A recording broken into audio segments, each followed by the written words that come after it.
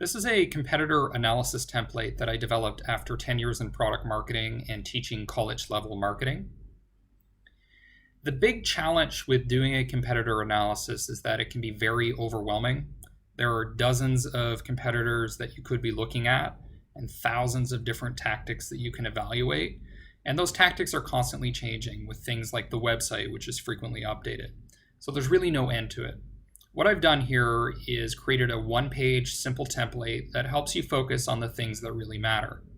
And one of the first things that really matters is competitive advantages. What these are is the elements that make it difficult to steal customers from your competitors or for you to take customers and market share away from your competitors. And there are really only 4 types of sustainable competitive advantage. The first is the switching and search costs. So in some cases, it's actually expensive to switch from one provider of a product to another. An example of this is when you have software that's been custom tailored to you.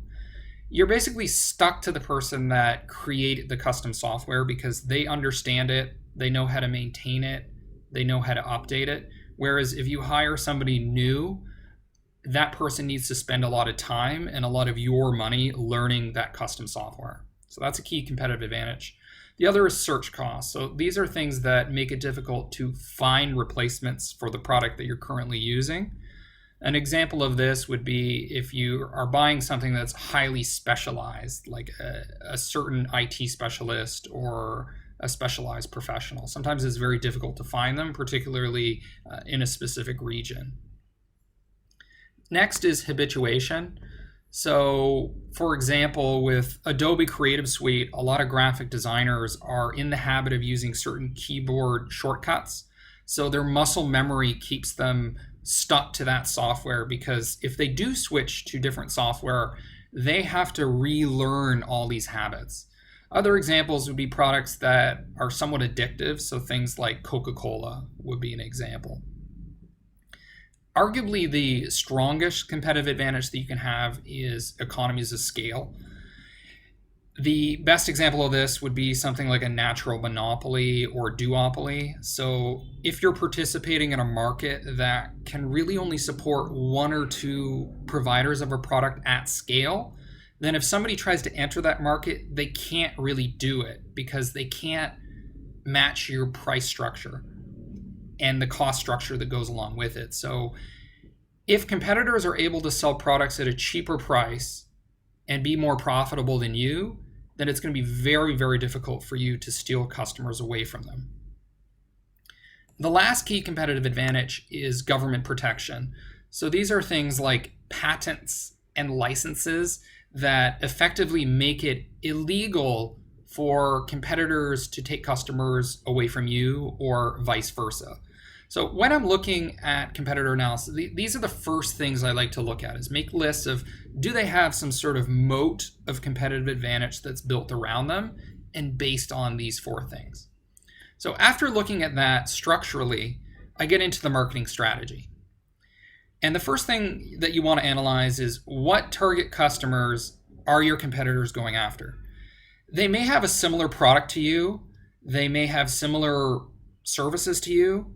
But if they aren't actually going after the same customers, then they're not really your competitors. They may look like competitors, but your customers aren't going to see them as competitors, and neither will your competitors, even if they're using similar technology.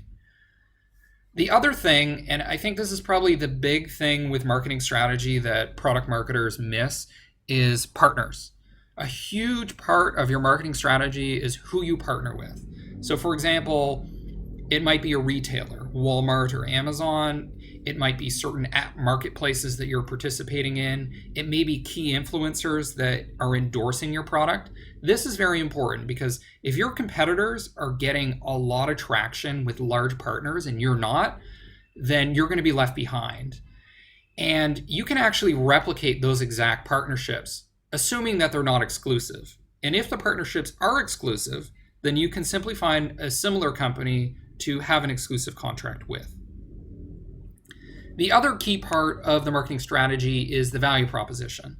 So, in what way are your competitors creating value in the market, particularly for customers, but also for partners? So, for example, is it that they save time? Is it that they save money? Is it that they fix some critical integration issue in that particular product?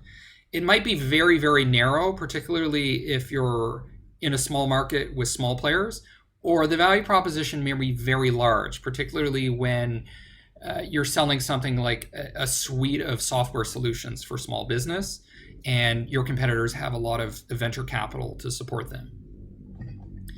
Closely tied to the value proposition is the positioning.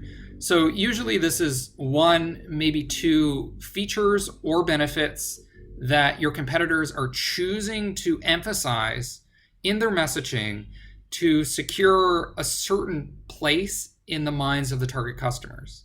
So somebody might position themselves around speed, they might position themselves around cost savings. So it's very important to understand how your competitors are positioning themselves.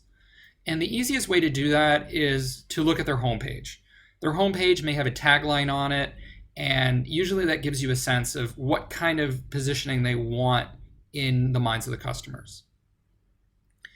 After doing the market strategy analysis, I like to look at the reviews, because the reviews tell you if what your competitors are saying actually matches what they're delivering, and the customer feedback is going to give you that.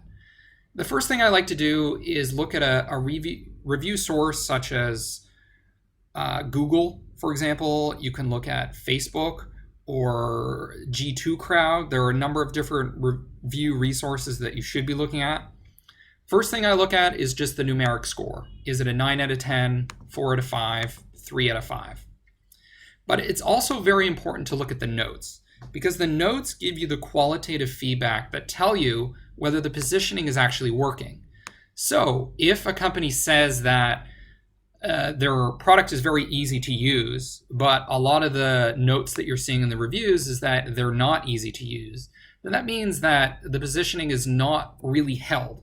Superficially, they're making a promise, but in effectiveness, they're failing to deliver on that promise. So that may mean that you have an open position in the market for you to fill by providing a superior product. After looking at the reviews, I like to look at the tactics. And there are basically 7 types of marketing tactics. I use this because it's a more modern version of the 4 Ps model that you're probably familiar with. First thing is the pricing. Very important to understand pricing because it dictates supply and demand. If the price is very low, then what that probably means is your competitor has the size and the economies of scale to be able to deliver at a lower price. That may not be the case. And if it's not the case, then it probably means that they're not profitable.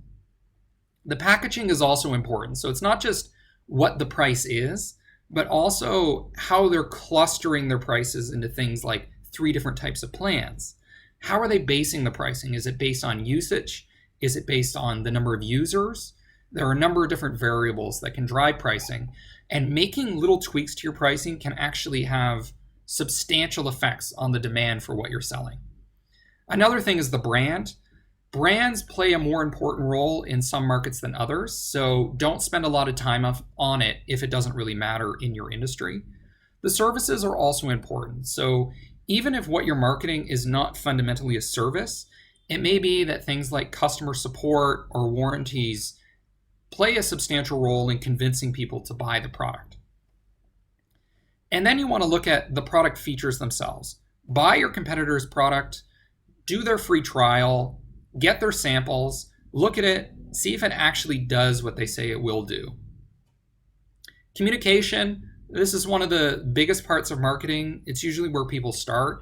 So this is looking at things like the advertising, the social media posts, the website, the landing pages. It gives you a sense of how effective your competitors are at communicating to the target customers.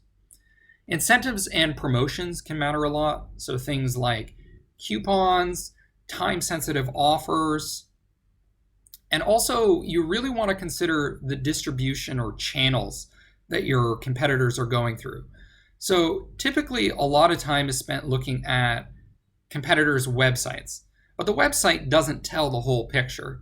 It could be that most of their sales are coming from Amazon, or they're coming from Salesforce App Exchange, or they're coming from apps.com. So don't assume that the website is the most up-to-date version of how the competitor is marketing themselves. So after looking at the strategy, looking at the tactics, looking at the reviews, looking at the competitive advantages, there are a few key things that I really like to focus on in the end. First is the direct response offer. So are your competitors selling something like a demo or a free trial? Or are they really pushing a coupon redemption? Because these little offers and how the messaging centers around the offers can make a huge difference in your conversion rate, your sales pipeline, and ultimately your sales. You can also look at web traffic and authority. You can use things like Moz, SEMrush, SpyFu to get a sense of how much share of voice your competitors have and how much you have compared to them. Keyword rankings, also very important if you want to own a position in the market centered around certain keywords. Funding is important. You can use websites like Crunchbase to find out how much funding your competitors have. If they do have a lot of funding, then that means that they can probably have a broad value proposition or go after a broad market.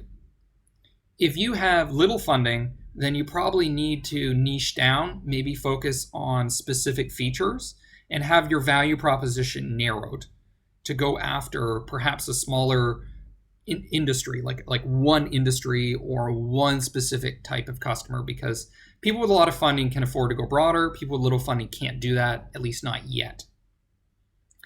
Another thing that gives you a sense of size isn't just the funding, but also the number of employees.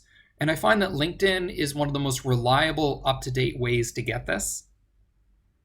And the last thing I like to do is just have general notes. So these could be notes of things that you noticed while you were analyzing the other aspects of your competitors. It could be looking at the notes in Salesforce.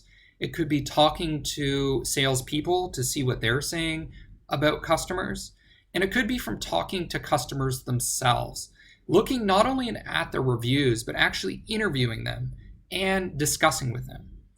So this is an overview of my one-page competitor template. It's available for free. Please click the link in the description and I'll send it to you right away.